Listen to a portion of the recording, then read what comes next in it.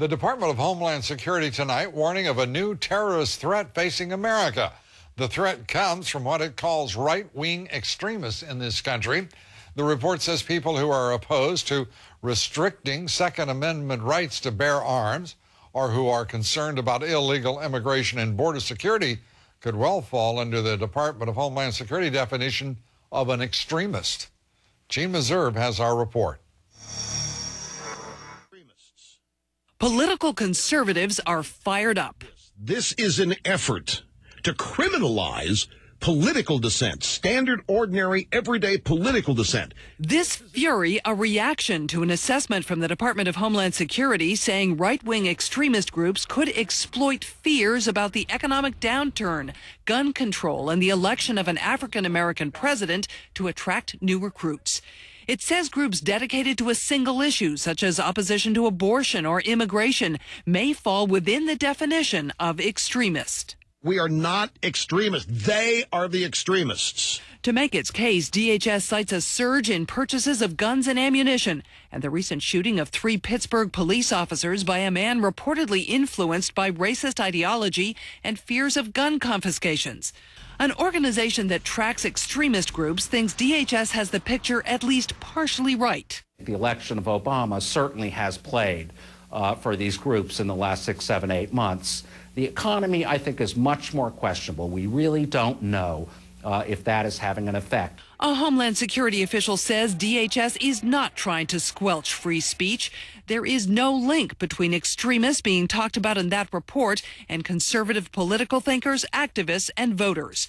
But conservatives aren't buying it. If the Bush administration had done this to left-wing extremists, it would be all over the press as an obvious trampling on the First Amendment rights of folks and dissent. In fact, in January, there was a warning about left-wing extremists. It was issued by the Obama administration, but both reports were begun under President Bush. This new DHS assessment says right-wing extremists may try to radicalize disgruntled veterans to exploit their military knowledge.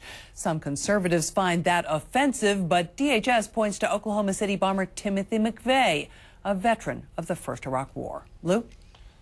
Gene, this is, at the very least, a broad, general threat assessment, if you will.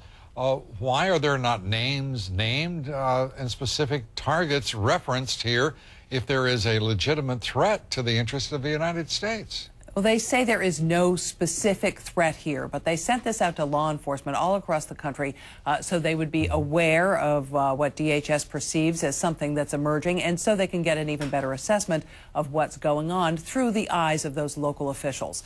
That's why this was issued at this point in time. This was attempted, once again, relying in some measure on the Southern Poverty Law Center last month with the so-called Missouri documents. The Missouri State Patrol had to withdraw the so-called fusion report. Is that likely to happen here? I don't know. The Missouri report went considerably further. As you know, it mentioned to be on the lookout for people with certain sorts of political bumper stickers on their car. This report goes nowhere near that. And by the way, I don't think they relied on the Southern Poverty Law Center. No, this was DHS's own research. Yeah. Right. But certainly they seem to be in sync to a certain degree here. Both the department and the Southern Poverty Law Center say they are seeing some increase in those right-wing groups. All right. Thank you very much. Gene Meserve from Washington. Well, we'd like to know what you think about all of this. Our poll question tonight is, do you think a person concerned about borders and ports that are unsecured, illegal immigration, Second Amendment rights, or a returning veteran from the wars in Iraq and Afghanistan is likely or even possibly probable, as the Department of Homeland Security suggests, to be a right-wing extremist? Yes or no?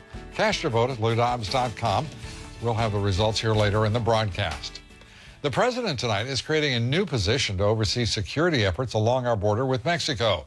Former Justice Department official Alan Burson will be named as the nation's border czar.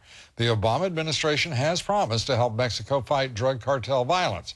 Burson held a similar position at the Justice Department during the Clinton administration, and Department of Homeland Security Secretary Janet Napolitano is expected to make the official announcement tomorrow during a trip to the border.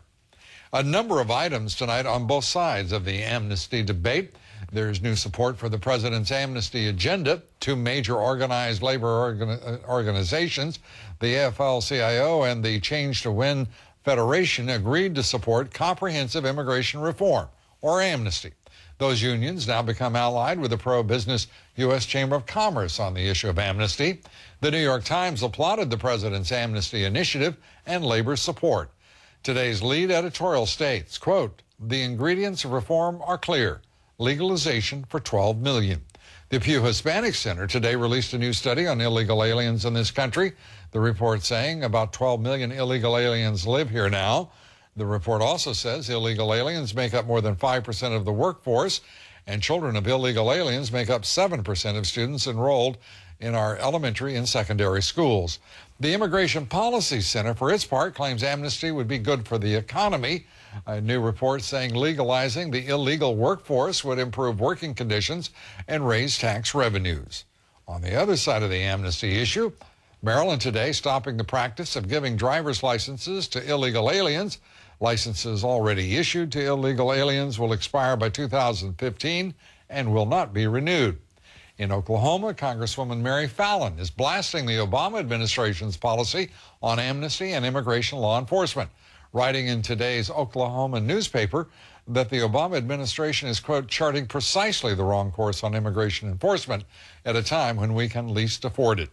And the Heritage Foundation's Robert Rector finding that if the 12 to 20 million illegal aliens here are granted amnesty, the population in the United States would actually increase by between 20 and 35 million people, as illegal immigrants would bring in their family members.